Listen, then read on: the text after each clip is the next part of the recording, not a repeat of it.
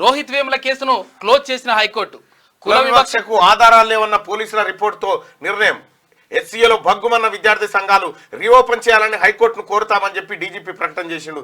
Rohit Vemula SC కాదు, ఆయన BC అట అని చెప్పి ఆధారాలు, ఆయన ఏది మన ఎస్సీ కాదని చెప్పడానికి, ఎస్సీ అని చెప్పడానికి ఆధారాలు లేవట.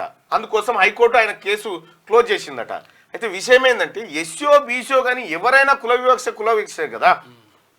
మరి ఆ నిర్ణయం పైన హైదరాబాద్ సెంట్రల్ యూనివర్సిటీలో విద్యార్థి సంఘాలని భగ్గుమైన ఇది పక్క కుల వివక్షతోనే జరిగినటువంటి హత్యగా వాళ్ళు చెప్తా ఉంటే డీజీపీ గారు ఏమంటుండంటే రీఓపెన్ చేయాలని హైకోర్టును కోరుతామని చెప్పి డీజీపీ ప్రకటన చేసిండు ఈ అంశం పైన. అయితే వాళ్ళు హైకోర్టు చెప్తుంది ఏంటంటే ఇది వాళ్ళ తండ్రి వడ్డెర కులానికి చెందినటువంటి వాడు కాబట్టి బీసీ ఏ కిందకి వస్తాడు, వాళ్ళ తల్లి ఎస్సీ సామాజిక వర్గం కాబట్టి ఆయన తండ్రి సామాజిక వర్గాన్ని తీసుకోవాలి కాబట్టి అట్లా ఎస్సీ కాదని అంటుంది.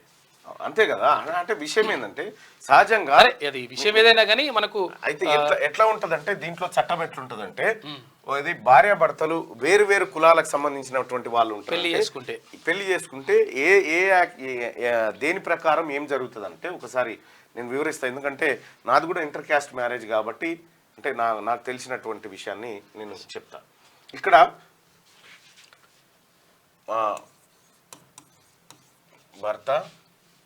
భర్త బీసీ అనుకుందాం, భార్య ఎస్సీ అనుకుందాం, షెడ్యూల్ క్యాస్ట్ అనుకుందాం. ఇక్కడ వీళ్ళిద్దరు పెళ్లి చేసుకుంటే ఈ పిల్లలు ఉంటారు కదా, ఈ పిల్లలకు ఏ కులం రావాలి, ఏ కులం, ఏ క్యాస్ట్ అనేది క్వశ్చన్. అయితే చాలా మంది ఇప్పటివరకు నేను చాలా మందిని చూసిన, చాలా మంది ఏది తక్కువ ఉంటే అది పెట్టుకున్నారు, అయితే వాస్తవానికి మనది భర్తకు ఏ క్యాస్ట్ ఉంటే ఆ క్యాస్ట్ పితృస్వామ్య వ్యవస్థ కాబట్టి భర్తకు ఏ కులం ఉంటే ఆ కులంలోకి ఈ పిల్లలు వస్తారనేది సహజంగా తెలిసినటువంటి అంశం. అయితే ఇక్కడ కొన్ని ప్రత్యేక సందర్భాలలో భర్తది కాకుండా భార్య కులాన్ని ఇచ్చేటువంటి చట్టాలు ఉన్నాయి. ఏంది అనంటే ఒకవేళ ఈ భార్య కనుక షెడ్యూల్ క్యాస్ట్ కులానికి సంబంధించినటువంటి మహిళ అయితే వాళ్లకు సమాజంలో ఇంకా ఈ పిల్లల పైన వేధింపులు జరుగుతూ ఉంటే, ఈ పిల్లలను హ్యూమిలేట్ చేస్తూ ఉంటే ఆ ప్రత్యేక సందర్భంలో వీళ్ళకు ఈ ఎస్సీ ఎస్టీకి సంబంధించినటువంటి రక్షణ ఈ పిల్లలకు దొరుకుతుంది అన్నట్టు. ఆ రిజర్వేషన్లు అవన్నీ వీళ్ళకి దొరుకుతాయి. ఇది భారతదేశంలో ఉన్నటువంటి ప్రత్యేక చట్టం ద్వారానే ప్రత్యేక పరిస్థితుల్లో మాత్రమే లేదు అంటే బీసీకి సంబంధించినటువంటి తండ్రి కులమే వర్తిస్తుంది. ఇది ఈ దేశంలో ఉన్నటువంటి అంశం. సేమ్ ఎస్టీ అయినా అంతే, ఎవరైనా ఇక్కడ ఓసీ రెడ్డి అనుకో, రెడ్డి ఇక్కడ ఎస్టీ అనుకో, సేమ్ ఇదే వర్తిస్తుంది.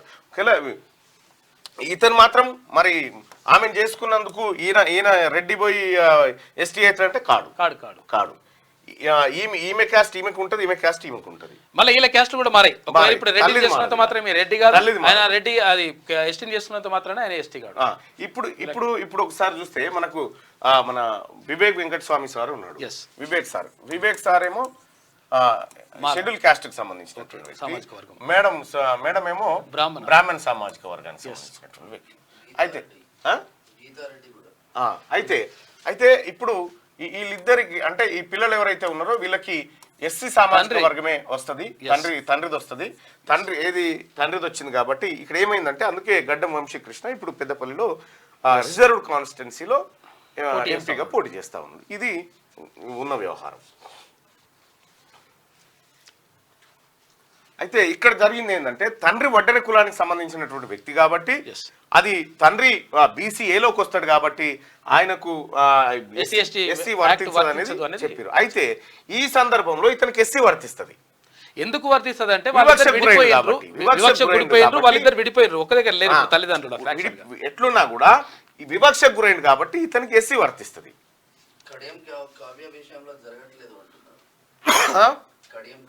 కడియం కావ్య విషయంలో జరగట్లేదు.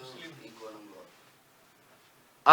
తండ్రి పద్మశాలి అన్న కోణంలో వస్తుంది కడియం శ్రీహరి తండ్రి. ఏమో మరి సరే, అట్లా చాలా మంది పెట్టుకున్నారు, అట్లా చాలా మంది దాన్ని వాడుకున్నారు. ఇప్పుడు రఘువీరారెడ్డి ఉన్నాడు అంటే అక్కడ అప్పుడు మాజీ మంత్రి ఉండే యాదవ్, ఆయన యాదవ్ స్టేటస్ సింబల్ అది.